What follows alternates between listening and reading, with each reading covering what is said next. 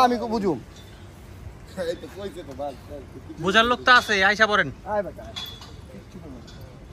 এত ভালোবাসা গরুর প্রতি আবার এত ডর জান জান জান কাদো করে দিয়া জান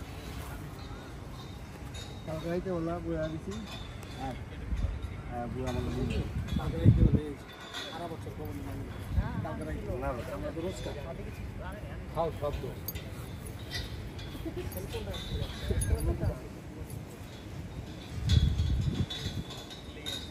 লাগে কেমন লাগে বাবা ঠিক রে আরে কাপড়ি কাপড়ি কাট